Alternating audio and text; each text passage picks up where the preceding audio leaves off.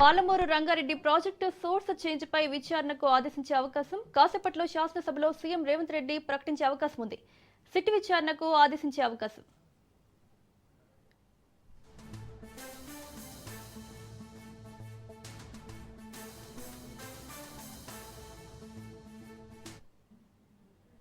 ఇదే అంశానికి సంబంధించి మరిన్ని అప్డేట్స్ మా ఇన్పుట్ ఎడిటర్ శ్రీకాంత్ అందిస్తారు. శ్రీకాంత్. Monica, good evening. మొత్తానికి ఈరోజు అసెంబ్లీ సమావేశాల్లో పాలమూరు రంగారెడ్డి ప్రాజెక్ట్ ఏదైతే ఉందో దానికి బీఆర్ఎస్ పార్టీ హయాంలోనే అన్యాయం జరిగింది. కాళేశ్వరం ప్రాజెక్టు మీద పెట్టినటువంటి చిత్తశుద్ధి తెలంగాణ మహబూబ్ నగర్ మీద పెట్టలేదు. ఉమ్మడి పాలమూరుకు అన్యాయం చేసిండు ఆ రోజు బీఆర్ఎస్ పార్టీలో కేసీఆర్ అంటూ కూడా చాలా సీరియస్ కామెంట్స్ చేస్తూ అంటే వాస్తవాలు చెప్పేటువంటి ప్రయత్నం చేశారు. పాలమూరు ప్రాజెక్టు అన్యాయానికి గురైంది. సో జూరాల నుంచి నీళ్లు తీసుకోవాల్సినటువంటి పరిస్థితుల్లో ఎత్తుకెళ్ళి నీళ్లు తీసుకొచ్చారట, కిందికెళ్ళి నీళ్లు తీసుకొచ్చారు, నీళ్ళని లిఫ్ట్ చేశారు శ్రీశైలం నుంచి. శ్రీశైలం అనేది ఏపీ తెలంగాణ రెండు రాష్ట్రాలకు నీళ్ళనిచ్చేటువంటి ప్రాజెక్ట్. సో అక్కడి నుంచి తీసుకోవాల్సినటువంటి అవసరం ఏమొచ్చింది? జూరాల తెలంగాణ టెరిటరీలో ఉంది. జూరాల నుంచి నీళ్లు తీసుకోకుండా కేసీఆర్ ఆ రోజు ఎక్కువ వ్యయం ఖర్చు చేసి, అంటే ఇప్పటికే 27,000 37,000 మేము ఖర్చు చేస్తున్నాం అని చెప్పేసి వీళ్ళు చెప్తున్నారు. బట్ అంత ఖర్చు చేయాల్సినటువంటి అవసరమే లేదు. అదేదో జూరాల ప్రాజెక్ట్ నుంచే తీసుకుంటే ఇంత అధిక వ్యయం అవసరం ఉండకపోయేది. కాళేశ్వరం ప్రాజెక్టు మీద విషయంలో కూడా ఇట్లాంటిదే చేశారు.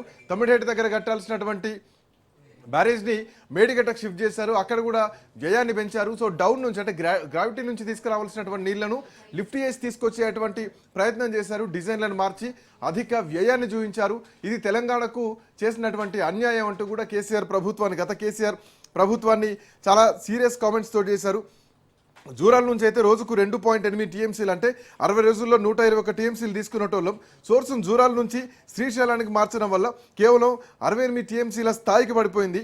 అటు ఆయకట్టు కాలువల విషయం అయితేనేమితో పాటు భూసేకరణ అనేది ఏం లేకుండా ఇప్పటికీ కూడా ఇంకా భూసేకరణ చేయాల్సినటువంటి అవసరం ఉంది ఈ పాలమూరు రంగారెడ్డి ప్రాజెక్టుకి. ఇవేమీ చేయకుండానే డిపిఆర్ని రూపొందించడం జరిగిందంటూ ఉత్తమ్ కుమార్ రెడ్డి చాలా సంచలనమైనటువంటి ఆరోపణలు చేశారు. సో ఇది అంటే కాంగ్రెస్ పార్టీ ఏదో అన్యాయం చేసింది, 45 టీఎంసీలకే ఒప్పుకుందంటే గతంలో బీఆర్ఎస్ పార్టీ హయాంలో ఉన్నప్పుడే గోదావరి నుంచి 40 టీఎంసీలు, కృష్ణా నుంచి 45 టీఎంసీలు. సో ఈ రెండు కలిపి 90 టీఎంసీల కోసం ప్రపోజల్ పెడితే అదే ప్రపోజల్ని మేము కూడా కంటిన్యూ చేయమన్నాం. ఇంకా మాకు బ్రిజేష్ కుమార్ ట్రిబ్యునల్ నుంచి ఇంకా వాదనలు నడుస్తున్నాయి. సో ప్రతి నెల మేము మాట్లాడుతూనే ఉన్నాం, నీళ్ళ కోసం ఫైట్ చేస్తూనే ఉన్నాం. గతంలో అంటే ఆంధ్రప్రదేశ్ మాజీ ముఖ్యమంత్రి వైఎస్ జగన్మోహన్ రెడ్డి కూడా చంద్రబాబు నాయుడుకి లేఖ రాశారు. వాళ్ళు ఏ విధంగా అయితే కొట్లాడుతున్నారో తెలంగాణ రాష్ట్ర ప్రభుత్వం మీరు కూడా ఆ విధంగా కొట్లాడండి కృష్ణా గోదావరి జలాలపైన అంటూ కూడా ఆ రాష్ట్ర లేఖను కూడా చేస్తూ, సో కేసీఆర్ తెలంగాణకు మరణ శాసనం రాశారు అంటూ కూడా చాలా కీలకమైనటువంటి వ్యాఖ్యలు చేస్తూ ఉత్తమ్ కుమార్ రెడ్డి పీపీటీ ప్రెజెంటేషన్ మొత్తం కూడా జరిగింది.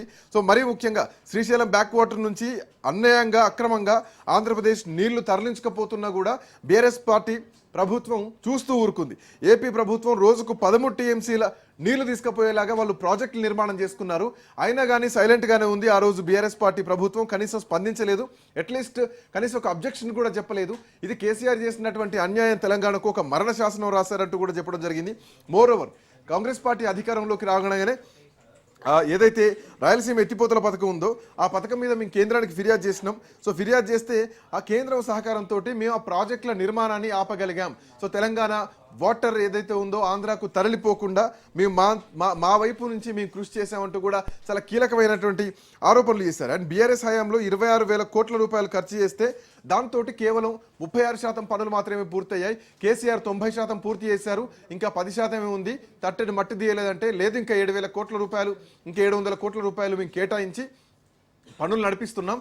ఈ 3 సంవత్సరాల్లో మా టర్మ్లో ఖచ్చితంగా ఉమ్మడి పాలమూరు రంగారెడ్డి సంబంధించినటువంటి నీళ్ల కష్టాలు తీరుస్తాం, ఈ పాలమూరు రంగారెడ్డి ప్రాజెక్టును మేము పూర్తి చేస్తామంటూ చెప్పడం జరిగింది. And more over BRS party కేవలం 175 ఎకరాలు మాత్రమే సేకరిస్తే అంటే మొత్తం బేసిన్ మొత్తం కూడా ఈ ప్రాజెక్టుల పైన బీఆర్ఎస్ పార్టీ 125 కోట్ల రూపాయలు ఖర్చు చేసింది.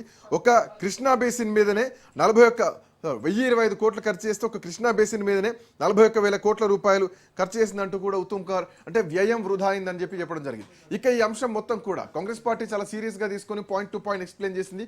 ఇక దీనికి బీఆర్ఎస్ పార్టీ ఏం కౌంటర్ ఇస్తుంది అన్న విషయం అట్లా ఉంచితే మరి కాసేపట్లోనే ముఖ్యమంత్రి రేవంత్ రెడ్డి గతంలో కాళేశ్వరం ప్రాజెక్టు విషయంలో ఏ విధంగా అయితే అర్ధరాత్రి వరకు సభ నడిపించి సిబిఐకి అప్పగిస్తున్నాం అని చెప్పడం జరిగిందో, ఇక ఈ విషయం పైన కూడా సిట్ విచారణకు వేసేటువంటి అవకాశం ఉంది.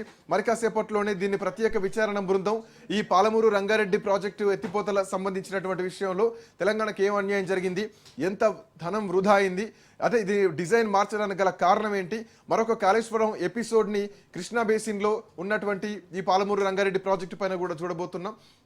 సో మరి కాసేపట్లోనే ముఖ్యమంత్రి దీనిపైన సిట్ వేసేటువంటి అవకాశం ఉంది. అసెంబ్లీలోనే దీన్ని ప్రకటించేటువంటి అవకాశం ఉంది. ఏదైతే కాళేశ్వరం ప్రాజెక్టు పైన సిబిఐ విచారణ కోరారో ఈ పాలమూరు రంగారెడ్డి ప్రాజెక్టు పైన కూడా సిట్ వేసేటువంటి అవకాశం కనిపిస్తోంది. Monika. Right Srikanth, thank you.